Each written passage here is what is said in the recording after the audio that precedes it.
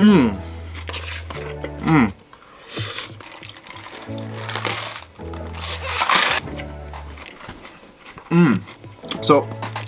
I found out about these like prepackaged salads you can get at Safeway, and I can't stop eating them. They're delicious and they're so easy. Not like trying to promote them, it's just, God, they're delicious.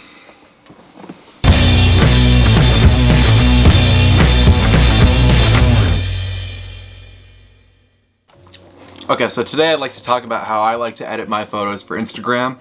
I go for like a contrasty, moody, kind of like creatively saturated look. My goal when I upload a picture to Instagram is, you know, I've made a piece of art and I want people to see it. I kind of keep that in mind when I do my edit. I try to keep it contrasty and punchy and attention grabbing and try to make it as large, you know, larger than life if I can.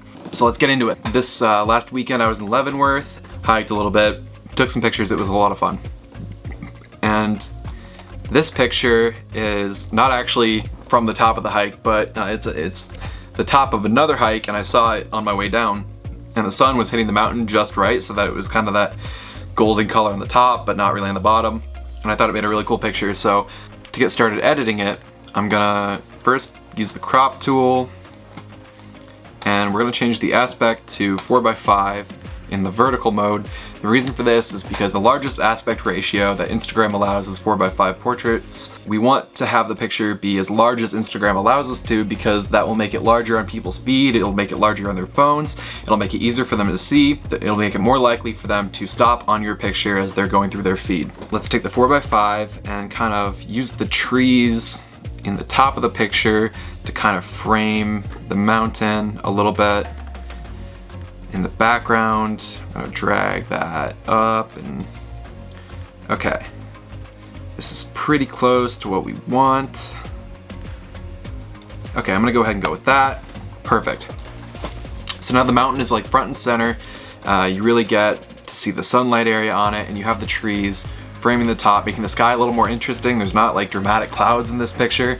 So the trees are doing a great job of, you know, giving more for the picture to do. Now immediately when you look at the picture, it stands out that it's underexposed, right? At the time, you know, the sun was making it so that I couldn't really get proper exposure of both the sky and the terrain. I had to choose one, so I chose the sky because I would rather have an underexposed picture than an overexposed picture. This is because it's easier to bring shadows up than it is to bring highlights down. So let's go ahead and bring the shadows up. Oh yeah. About 2/3 of the way up. Maybe bring the highlights down a little bit. I'm not gonna do much with the whites. We're gonna use the eyedropper to white balance with the snow that's on the mountain. And immediately when we white balance, you can see that the sun kind of gets brought out on that mountain there, that really pretty goldish color. So we're gonna really emphasize that. Before we go down to calibration, let's go ahead and boost our clarity a little bit. Boost the texture quite a bit. And we're not gonna dehaze because I kind of want any hazy, foggy look to be there in front of that mountain. It's gonna give it that sense that it's like really far off and really large. So we're gonna keep dehaze at 0. We will come back to vibrance and saturation. The calibration tab is where I'm gonna head next. It's at the bottom of the right panel. The calibration tab is why I use Lightroom Classic rather than Lightroom Creative Cloud. In the calibration panel, it's sort of like it's related to the hue saturation value tab, but it's more of an overall grade than it is something to modify with. The red primary, what that's gonna do is it's gonna take a lot of the warmer colors and move them towards more fiery, more orangish, yellowish. So we're gonna go ahead and move that all the way over there.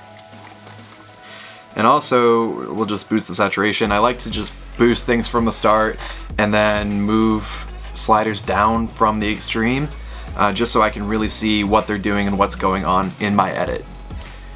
And we're gonna go ahead and do the same thing with the green primary, and that's really gonna bring the greens back from that orangish color that they turn with the red primary. And the green saturation, we're gonna just do about half. The blue is where things are really gonna start to change. We're gonna turn the blue saturation to to about half also. But we're not gonna go all the way left with the blue because we're not going for a straight teal and orange look. You can do this, but it gives it an unnatural feel, and while I like the pictures to be larger than life and look above the flatness that we might get with a raw photo, I don't want to go really stark contrast teal and orange unrealistic color, you know? So let's turn this back to 0 and just start to kind of push it until we get like a nice separation of the greens and the golds and the yellows, so that we get some of those autumn colors, but we also don't totally eliminate the green either. When it's muted and dark, it looks kind of nice. So we're gonna keep that in there. So we're gonna be done with the calibration tab for now. I know what you're thinking. The image looks like crap. It's oversaturated, it's over-contrasted. And you're kind of right. So we're gonna reduce the contrast a little bit, and then we're gonna reduce the saturation quite a bit. And we're gonna increase the vibrance to still separate some of those colors. But let's get rid, okay. So at this point, if I turn the saturation down any further, then the greens and the yellows are gonna get lost, and the blues are still pretty saturated.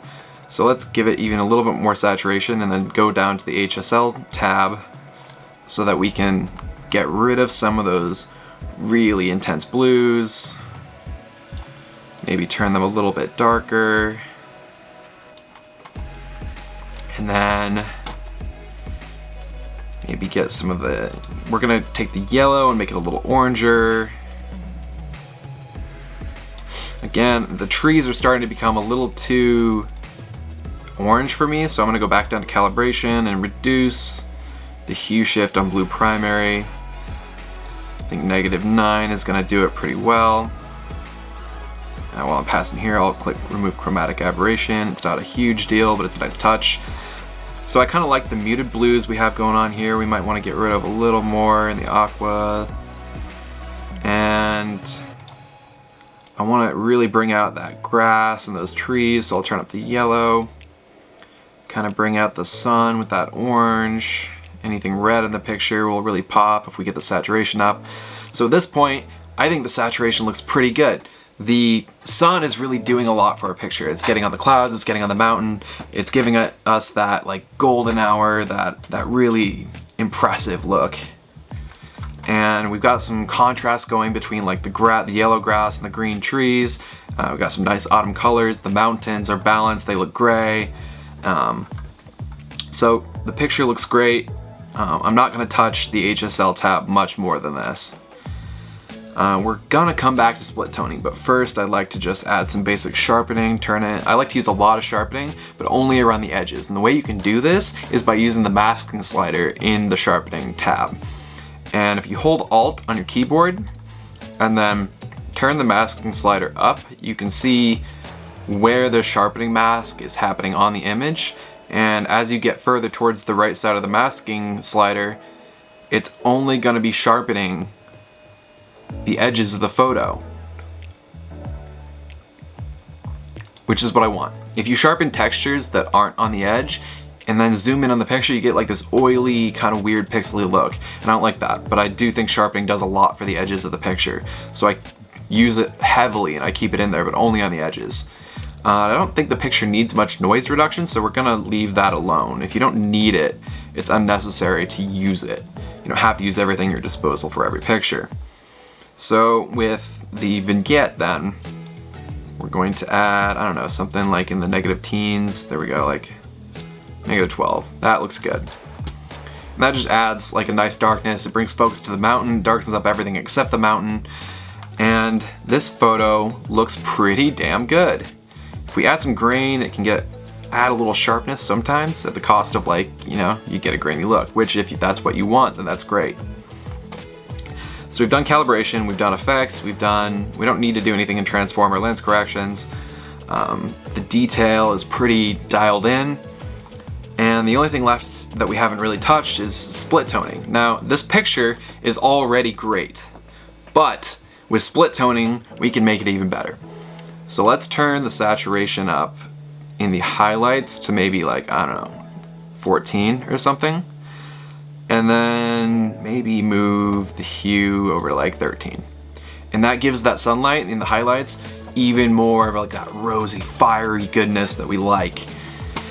In the shadows, again, we're gonna turn it up not as intensely, maybe like 10, okay? And we're gonna drag the shadows into the tealish blue area. And that's really gonna give us that stark contrast between where the sun's hitting the mountains and then the dark part, the shadows of the mountains. And then we're gonna be able to keep that yellow grass and the green trees as well.